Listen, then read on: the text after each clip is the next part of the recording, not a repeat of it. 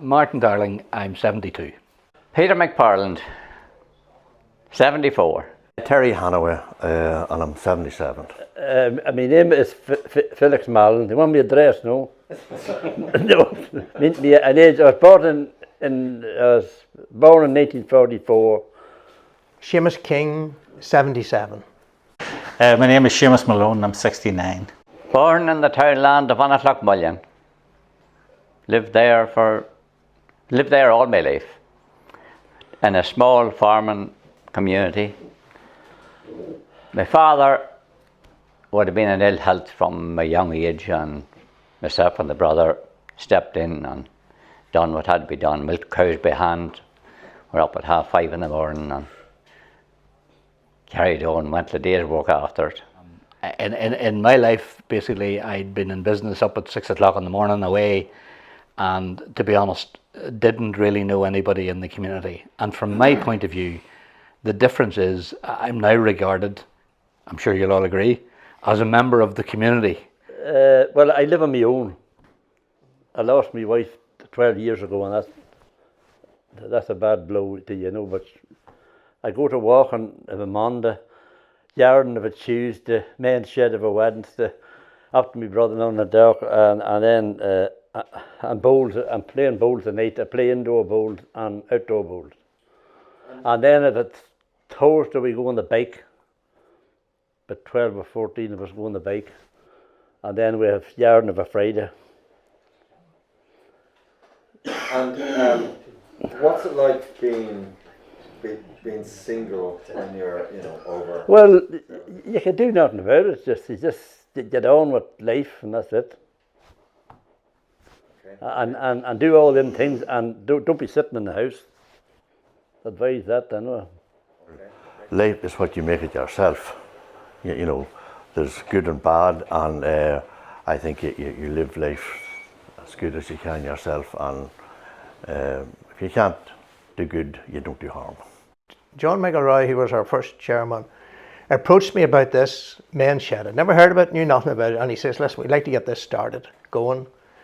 John had an accident and was sort of semi-disabled at the time, and we worked from there, and we picked up a few people around, core people of about, I think maybe 5 or 6 of us initially, and then we've grown from that here in Lislea. So that was the start of the shed.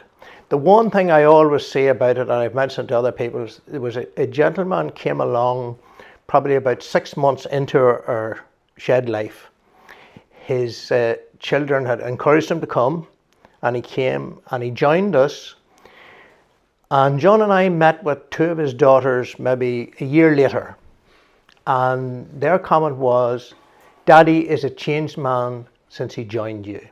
And we thought that was as much reward as anybody would want for him. We're a voluntary organisation, but to get that sort of feedback. My father died in 74, and things were tight enough. We walked away, and my mother was a great worker. And I started then to build a house in 1975, and that was £1,000. Absolutely. I think that the fact of the matter is that we all need people that we can bounce off or lean on or look for advice off, and those kind of human contact things, quite honestly. John, a comrade of ours here, had an accident, and he approached us to see could we start a men's shed. We knew nothing about a men's shed. There's one operating actually in Dundalk at that stage, and we went to have a look at it and see what the situation was. So with absolutely no money, nowhere to start.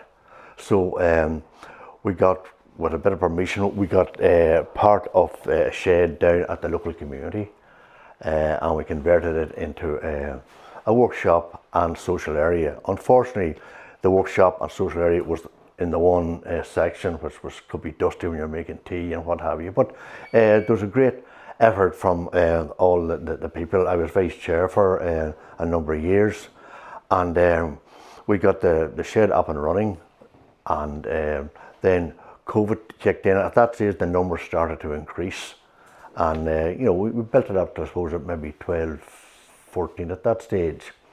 And as was stated before, There were people that joined the shed at that stage would be sitting in the house on their own doing nothing.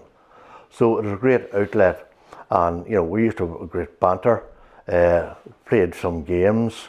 Then we'd start in the workshop and we'd make bits and pieces maybe for Christmas or repair. If you had a chair to repair, it would be repaired. Also, we'd go out on for our breakfast. We used to join on a Wednesday morning. We'd go out for breakfast maybe once a month. All them things, and don't be sitting in the house. Advise that, anyway.